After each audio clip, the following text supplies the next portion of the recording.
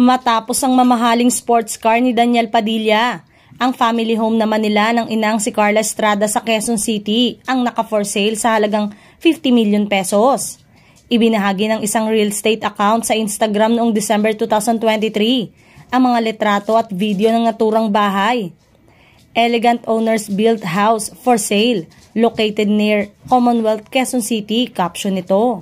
Muli nilang ipinopromote ang naturang bahay na may 2 palapag sa Instagram stories nitong January 17, 2024. Samantala, sinabi ng talent manager showbiz reporter na si OG Diaz na parang gusto umano ni Carla na ibenta na ang naturang bahay dahil gusto na itong lumipat. I'm sure, iisipin na naman ng mga tao, saan naman sila titira? Naghihirap na ba ang pamilya ni Daniel Padilla kaya nagbebenta ng bahay? Alam nyo, ang importante, maibibenta, wika ni OG sa YouTube channel. Ang alam ko kasi parang gusto ni Carla ibenta na talaga yung bahay kasi gusto nang lumipat ni Carla sa bandang South, dagdag pa niya.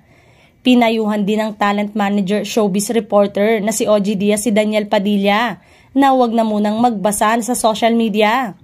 Kung ako kay DJ, magpahinga siya sa gitna ng cheating allegation laban sa aktor matapos ang hiwalayan nila ni Catherine. At huwag na siyang magbabasa sa social media para males yung kanyang stress, males yung kanyang iisipin.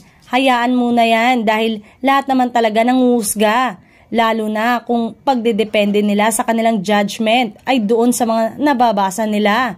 Diyos ko naman, nobody's perfect, dagdag pa niya. Nilinaw niya na hindi pinagtatanggol si Daniel at hindi rin naman daw niya sinasaluduhan ng aktor. Kung totoo man yung mga ganap ni DJ nung sila pa ni Catherine, ang sa akin lang kung mababasa mo, grabe yung panguhusga talaga kay DJ. Parang gusto mo nang tanggalan ng karir yung bata. Apektado ang karir ng aktor sa totoo lang. Kaya tama naman yon, di ba? Magpahinga siya para na rin sa kanyang peace of mind, wika niya.